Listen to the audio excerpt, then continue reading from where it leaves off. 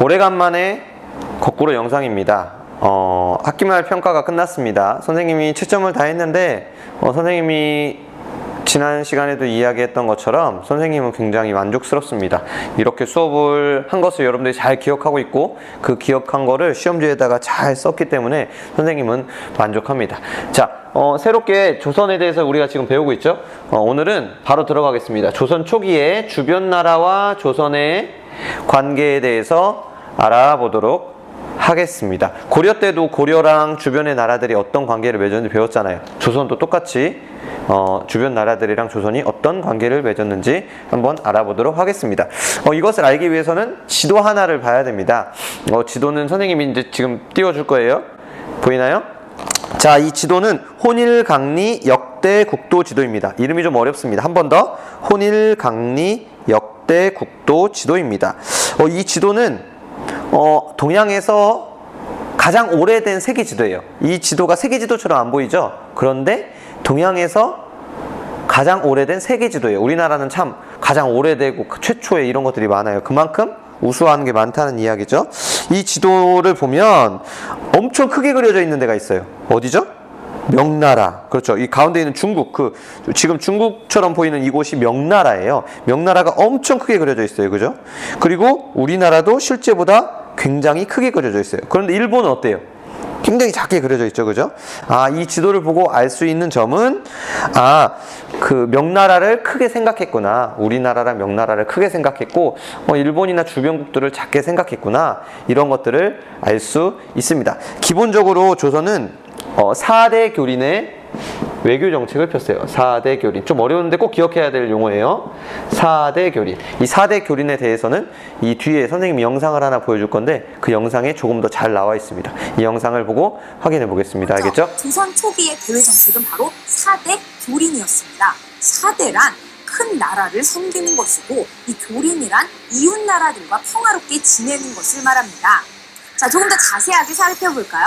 자, 조선은 주변 나라들과 무역을 했는데요.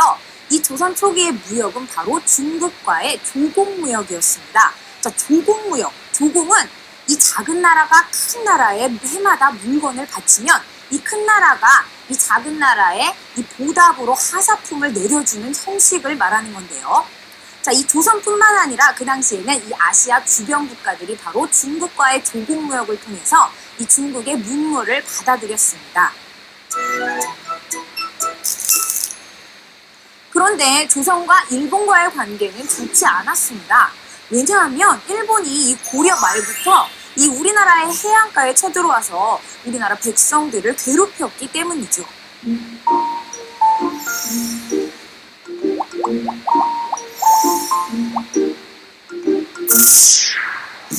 이들을 바로 왜구라고 하는데요. 이 왜구들은 우리나라의 백성들의 물건과 또 곡식을 빼앗아갈 뿐만 아니라 이 마을에 불을 지르기까지 했습니다. 자, 그래서 세종은 이종무 장군을 시켜서 이 왜구들을 정벌하도록 했는데요. 자, 이종무 장군은 군사들을 이끌고 이 왜구들이 모여있는 스시마 섬, 지금의 대마도로 가서 이 왜구들을 혼내켜 주었습니다. 자, 얼마 뒤에 이 왜에서는 이 조선에 정식으로 사신을 보내서 이 왜구들의 잘못을 사과하고 이 무역을 하자고 요청해 왔는데요. 자, 그래서 조선은 이 일본의 요청에 응해서 3개의 항구를 열어주었습니다. 자, 부산포, 연포, 제포를 열어주었는데 부산포는 지금의 부산, 그리고 제포는 지금의 진해, 연포는 지금의 울산을 말합니다. 자, 이렇게 조선은 이 중국은 큰 나라를 섬기고 이 일본과는 평화로운 관계를 유지하며 지냈는데요. 자, 하지만 이 훗날 중종 때 이 일본이 다시 삼포에서 약속을 어기고 소란을 피우자 무역을 중단시켰습니다. 이번에는 북쪽으로 가볼까요? 북쪽의 압록강과 두만강 유역에는 여진족이 살고 있었습니다. 자, 그런데 이 여진족은 이 부족한 식량을 채우기 위해 자꾸 조선의 백성들을 괴롭혔습니다. 그런데 이 지역은 이 한양에서 굉장히 멀리 떨어져 있었기 때문에 관리가 잘 되지 않았죠. 자, 하지만 이 세종 때부터 이곳을 확실하게 관리하기 시작했습니다. 자, 그래서 세종은 이 최윤덕 장군과 김종서 장군을 이 북쪽의 두만강과 압록강 유역에 보내서 이 여진족을 몰아내도록 했습니다. 자, 그래서 그곳에 사군과 육진을 설치하고 바로 군사들로 하여금 지키게 했는데요. 자, 이렇게 나라에서 새로 넓힌 이 국경을 유지하기 위해서 이 지역에 주민들을 보내어 옮겨 살도록 했는데요. 자, 그런데 여기 바로 중요한 사실이 하나 있습니다. 자, 바로 오늘날과 같은 우리나라의 국경선이 바로 이때 만들어진 것이죠. 영상 잘 봤죠? 자, 오늘은 오늘은 그 도전 과제가 없습니다.